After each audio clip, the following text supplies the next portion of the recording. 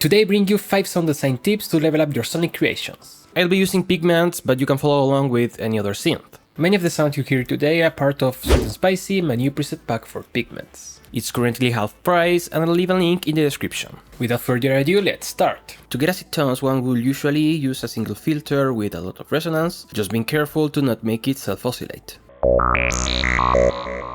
The most effective ones are the low-pass filter and the bandpass filter. This last one will create a really nice lead because it won't have low frequency information that could get in the way of other instruments.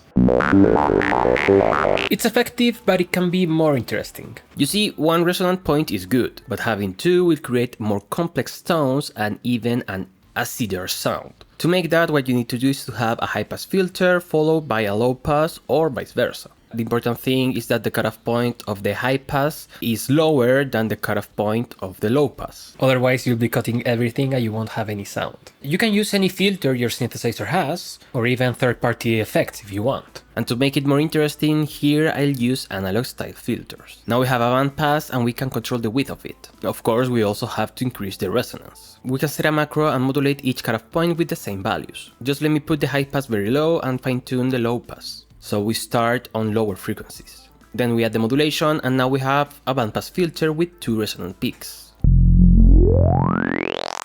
If you want, you can add another macro to control both resonances at the same time. We can even test with different cutoff points to get different sounds and even with different types of filters. As this creates a new kind of acid sound, let's use it to make an acid sequence. So let's turn on the sequencer and now we again control both filters at the same time, and for that we can use the velocity if you want a steady rhythm.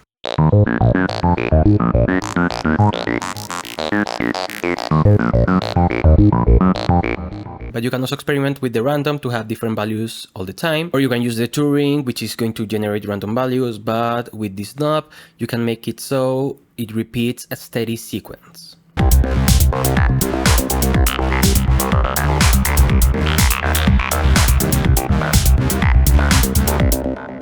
Sometimes you get a big bass idea, but no matter how big it is, you lack the punch. In those cases, kick sound design comes in handy because you can go from this to this.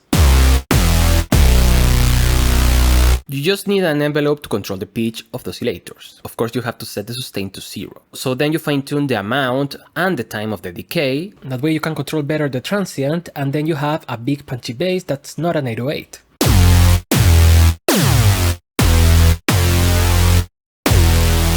You can take this even further by using the same envelope, or a second one if you want better control, to modulate parameters such as distortion drive, the filter, even the equalizer on some synthesizers. You can even be more creative by using functions, so your initial punch is fast and hard, but then the same modulator opens up the sound.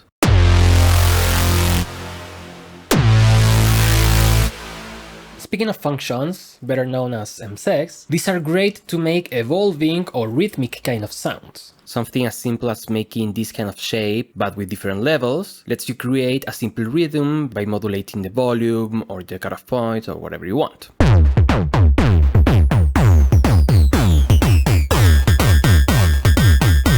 Or if you make a rising line with a bit of small changes, creates a nice type of rising sound, but with a lot of variation.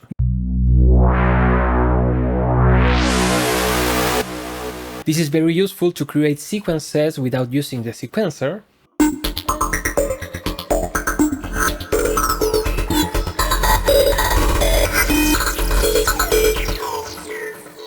or to make paths that slowly evolve into something different.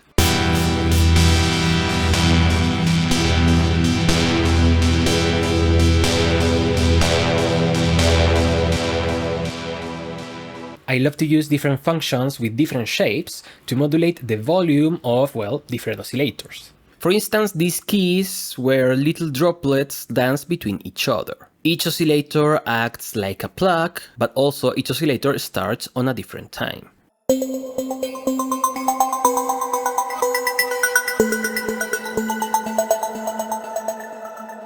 Making videos take a lot of energy, but knowing that you like them is what keeps me motivated. So of course, give a like to the video and subscribe to the channel, that's the best way to support my content. A downsampler is usually a feature you can find on a bit crusher. They can create really interesting sounds and textures. The two contexts I use the more is to add brightness and even a glacier kind of tone to keys, bells and plugs.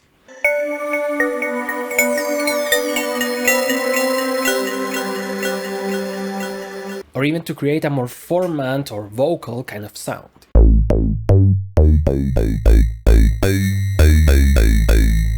The idea is to get used to this effect because these sounds are all about finding sweet spots. As this works on the frequency spectrum, different sounds with different frequencies will lead to different results. So if you just use a little bit, you will have a subtle texture that still works great as ear candy.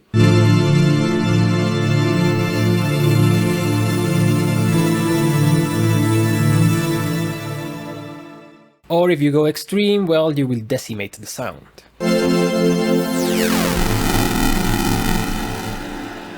And by the way, if you already have sweet and spicy, you will notice that on many patches, I have a macro called decimate. If you like some of the sounds on this video, consider becoming a patron or a member of the channel. Both have the same benefits and the same prices. Patrons and members get a ton of presets for different effects and synthesizers. Not only that, I also offer discounts for my preset packs. From time to time you can participate in Q&As and many other benefits, so definitely check that out, links are going to be in the description. Speaking of macros, these are not only great for performances or to build up sound mutations, they are actually really useful in terms of arrangement and composing. All thanks to automation. Automation is a regular process when making music. Sometimes you use it just a little, sometimes for something simple as a rising effect, and sometimes you use it a lot and in the whole song. When you automate a lot, macros become useful to create complex movement of different sounds that aim to a similar result. For instance, if you're making a filter sweep, you can make it more interesting by applying other sounds, for instance a new oscillator, maybe you can increase the distortion, the voices, even the detuning.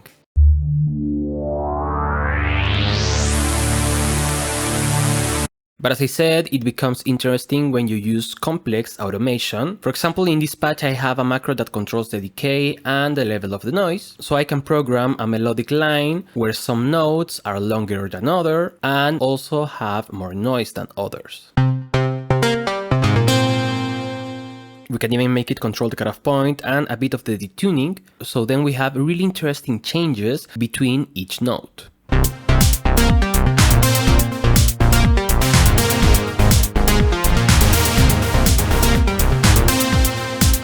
So thanks to this you can automate any kind of movement you want to create a lot of variation that of course will keep your listeners engaged. I would love it if you comment your tips for sound design. They might be useful for other viewers or even for me. So I hope you liked this video, thanks a lot for watching and I will see you next time. Bye bye!